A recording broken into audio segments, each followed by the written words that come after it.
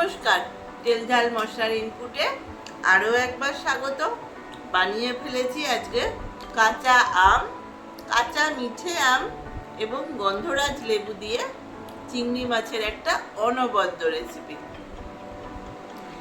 চলো দেখে নেবে আমার কিচেনে আমি কিভাবে বানাচ্ছি, মাত্র 3-4টি উপকরণ দিয়ে।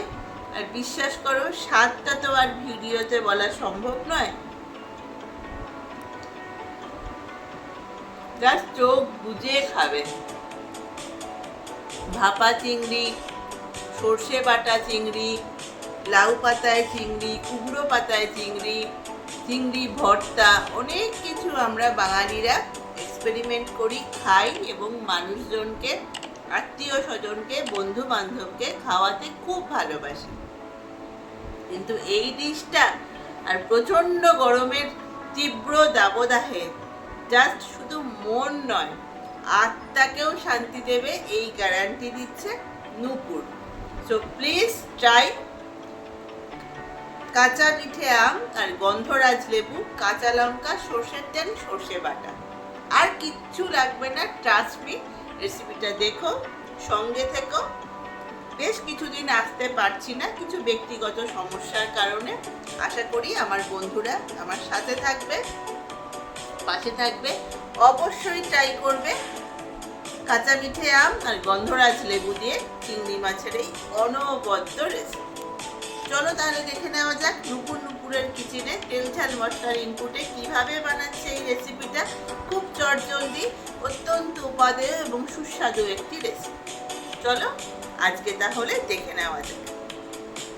বন্ধুরা দেখো, চিংড়ি মাছ পরিষ্কার করে নিয়েছি, আর দেখে বুঝতেই পারছো প্রচুর ঘিলু আছে মাছটাতে। এটা স্বাদটা কিন্তু অনেকটাই বাড়বে রান্না হলে। প্রচণ্ড গরম, তাও মাঝে মধ্যে রবিবার দিন একটু ভালো মন্দ তো রান্না করতে ইচ্ছে হয়। তাই জন্য দেখে নাও, এখানে একটা কাচের বলে, এটা মাইক্রোওভেন প্রুফ, এটাতে আমি কাঁচা আমটা ঘষে নিয়েছি। একটা কাঁচা আম এখানে ঘষে নিয়েছি। এবার কতটা আম নেবে সেটা আমের টকের ওপর ডিপেন্ড করবে। তো আমি যে আমটা নিয়েছি সেটা এইটুকু চিংড়ি মাছের জন্য যথেষ্ট। তো আমটার মধ্যে প্রথমেই যেটা আমি দিয়ে দিচ্ছি অল্পখানি একটু হলুদ গুঁড়ো। খুব অল্প উপকরণ, কিন্তু খুবই টেস্টি হবে রান্নাটা। তোমরা কিন্তু অবশ্যই ট্রাই করো। দিয়ে দিলাম আমি এখানে হলুদ। এবার আমি দিয়ে দিচ্ছি এতে স্বাদ মতন নুন। নুনটা খুব বেশি দিও না, কারণ এটাতে একটু সর্ষে বাটার প্রয়োজন হবে। তো সর্ষে বাটা মানেই একটু নুন দিয়ে সর্ষেটা আমরা বাটি। তো এবার দেখো, এখানে আমি সর্ষেটা করে নুন দিয়ে ভিজিয়ে রেখেছি।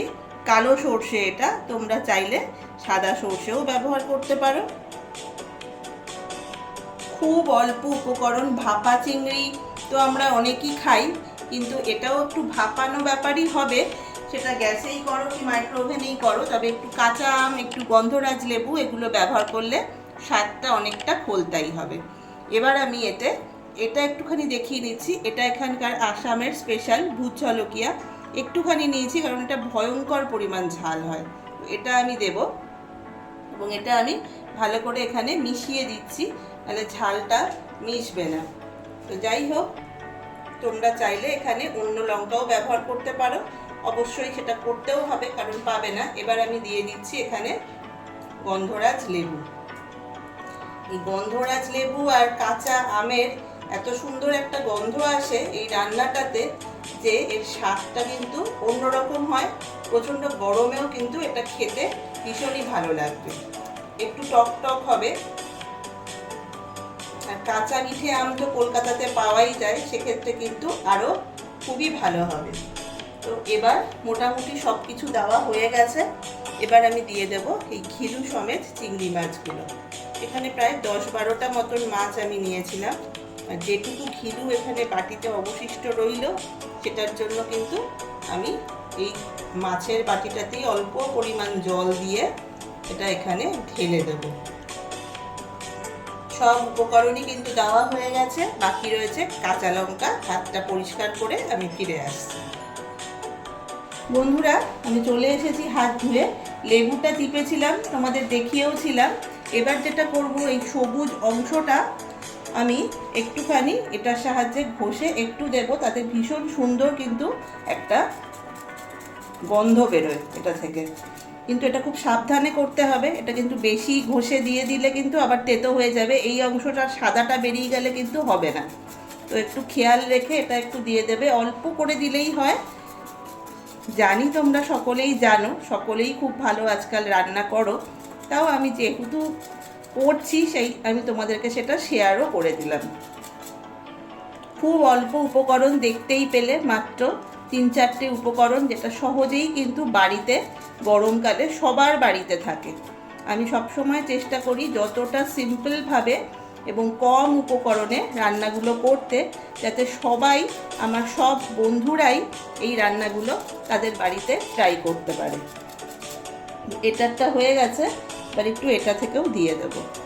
ফেলে তো দিতেই হবে, তার আগে যতভাবে লেবুটা ব্যবহার করা যায় ততই কিন্তু উপকার। লেবুর তো উপকারের কোনো শেষ নেই, সেটা আমরা সবাই জানি।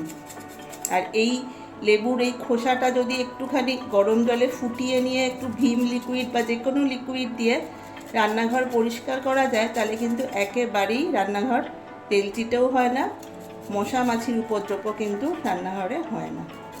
যাই হোক, গল্প করতে করতে এটা হয়ে গেছে, এটা এবার আমি দিয়ে দিচ্ছি।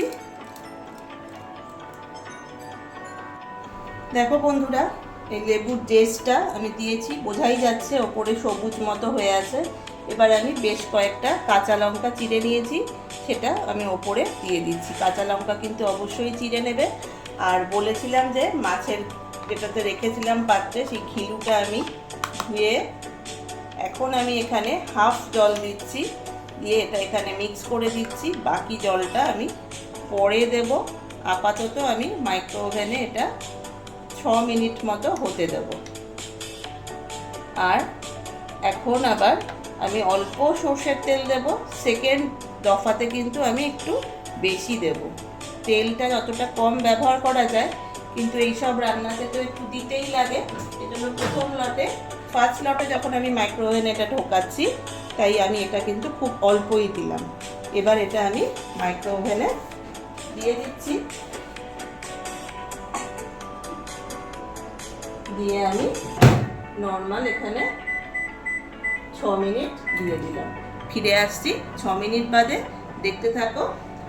আম দিয়ে চিংড়ি মাছ, কাঁচা আম দিয়ে আর গন্ধরাজ লেবু দিয়ে খুব সুস্বাদু চিংড়ি মাছের একটা সিম্পল অনবদ্য রেসিপি। বন্ধুরা দেখো, গরম গরম কিন্তু ধোয়া ওঠা ভাত আর কাঁচা আম এবং গন্ধরাজ লেবু দিয়ে চিংড়ি মাছ রেডি। তো তোমরা অবশ্যই ছুটির দিনে বা যে কোনো তোমাদের স্পেশাল দিনে, সামারের টাইমে অবশ্যই এটা ট্রাই করো আর উপভোগ করো, এবং আমাকে এই অনবদ্য রেসিপিটা এবং এত অল্প উপকরণে খুব চটজলদি রেসিপি, যে কোনো মুহূর্তে একটু শুধু চিংড়ি মাছ আর কাঁচা আম, গন্ধরাজ লেবু এইটুকু থাকলেই কিন্তু এটা খুব ইজিলি করে ফেলতে পারবে। তো আমাকে অবশ্যই জানাবে তোমাদের এবং তোমাদের পরিবারের সদস্যদের কেমন লাগলো। সবাই সাথে থেকো, পাশে থেকো, তেল ঝাল মশলার ইনপুট আর নুপুরের সাথে। আজ এই পর্যন্তই। খুব শিগগিরই দেখা হচ্ছে অন্য নানান রকম ভিডিও, গল্প, আড্ডায়, তেল ঝাল মশলার ইনপুটে। টাটা।